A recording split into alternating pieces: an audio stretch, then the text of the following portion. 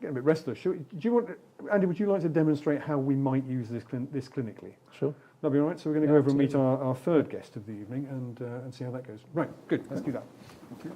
Now, I should introduce Mr. Stephen Warren, who is a psychotherapist who has kindly decided to join us in the clinic and take his clothes off so that Andy can demonstrate what we would do for a shoulder problem. So the settings on this laser, that's great, would be to go onto the programs panel, and then we can choose the body type, whether it's ectomorph, endomorph or mesomorph. And actually, can I interrupt, because you said, I think, Stephen, that we're going to get some stills of this to put up for people after, so they can see what this particular device is showing us. It's hard to see with the cameras and everything. Yeah, the glare is too difficult. So you choose the appropriate setting, and then going on to the area of the body part. And for here, we're going to go on to shoulder pain. Now, there are also other settings on this machine where it can be supraspinatus, tendonitis, bursitis. That's a little bit more for the clinical making, the clinical decisions. So if you want to audit what you've used it on and follow through the results, you can do that very, very easily on this. But then we've got the colour of the skin. So obviously if somebody's very pale or very dark, you change the setting accordingly, because obviously the dark skin actually absorbs more heat. Yeah. So you accommodate in answer to that. To your questions earlier about heating, it will recalibrate according to the amount of pigment in the skin. Right. And if somebody's got a tattoo, you do the same thing. Or if they've got moles, then you just avoid those moles as well. Stephen's tattoos in a minute. Stephen, have you actually got a shoulder problem? Yes. You probably might need to use that microphone so we can hear you properly. Yeah. I had a fall down some stairs just over a year ago, and it's when I actually lift the arm to a certain angle and position, and it's a tightness that lasts for a few seconds each time. And we brought you in here not because you have that shoulder problem. You're just a willing victim for the demonstration, aren't you?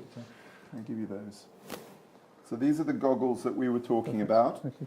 And on any good pair of goggles, they'll tell you the OD marks on them, and they'll give you the actual amount that you're protected via, to make sure that it's specific for the actual individual machine. So every laser machine will have their own specific glasses. So the next setting on this machine will be whether they've got acute, a subacute or a chronic condition, and then whether it's a high or a medium or a low pain. Feels like a Roy Orbison tribute band in here. So we were talking earlier on, and yours has been going on for about a year or so. Just over a year. And we would call it a moderate pain. Yeah. Thank you.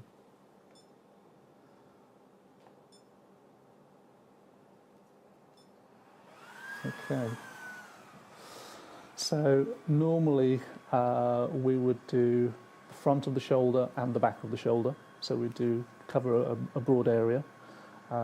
If we thought that there was some brachial irritation, we'd incorporate the neck in that as well. But for the front of the shoulder, on the first part of the continual beam, you'd move that quite quickly just to cover the area. That is very quick.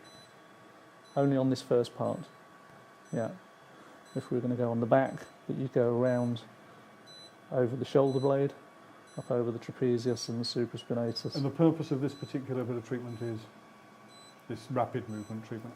Yeah, so this will run through different cycles where it uses either continuous or pulse, and depending on whether it's continuous, whether it's pulsed, will depend on the target tissue and whether it's for pain or a little bit more for repair of the tissue as well. The hand movement is continuous, so a lower power laser you'd keep on a location for about 60 seconds. Yeah. This you're using over a larger area in a shorter time frame, and in this case treating that shoulder we're doing it in about 5.5 minutes.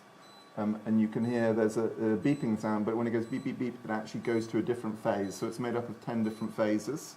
Mm-hmm. Each of those phases is trying to treat optimizing a different tissue type, because we spoke about power and wavelengths, and the third aspect is pulse frequency. Yeah. And the higher the frequency, the more soft tissue it is. The lower the frequency, the more solid structure. So it goes through a whole load of phases when you're doing a complex joint. But if you're only doing an Achilles tendon rupture, and it's a mid rupture, then you'd only have high frequency because you're only doing soft tissue. So it does depend on what's happening. The same would happen on wounds. If you're only doing a wound, it would only be high frequency. Yeah. And it's a case of then just systematically working over the area. And obviously Andy would be interacting with the clients and asking how they felt during the procedure as well. And normally for the first couple of sessions, we'd do it with the patient fairly static. And as we know what their tolerance is and the settings that we want to be using, we then incorporate either a passive movement or an active movement. So with that would be, if we could get you to raise the arm just gently up, only to somebody's tolerance. You'd never go into the painful range of movement. And you can really take this through a variety of range of movements. Do you feel sometimes also when you're doing the range of movements that it opens up that joint a bit so you get a better aspect to it? Definitely, yeah, definitely. So you get into the tissue and into the joint a little bit easier. Yeah. How does that feel, Steve? Yeah, I can feel a warmth as I can feel a warmth as it's going over the surrounding tissue. The machine's calibrated, so once you've chosen the size of the person, the area you're wishing to treat, the colour and the chronicity and the pain levels, then it's got a set protocol based on depth of penetration, as you were asking earlier, skin type, and also the level of pain that individual. So it can, even in the shoulder joint, it can vary by about 2,000 joules how much energy it's giving, depending on what you've actually fed into that protocol initially. And like I said, sometimes on really painful conditions, you may actually want to start lower and then work your way up. But other times, I'm sure Andy's got experience of people who literally, like he was talking about it himself in regards of his back pain, you just want to control the pain. The rehab comes later. And therefore you may put it at the highest level just to get some degree of analgesia. We're bound to get asked how often you would treat, let's say, this particular patient, Stephen here. How often would you expect to treat him and for how long? So at this stage, if it was in the chronic stage, I would probably be treating either 2 or 3 times a week for the first week and then twice a week for the next few weeks.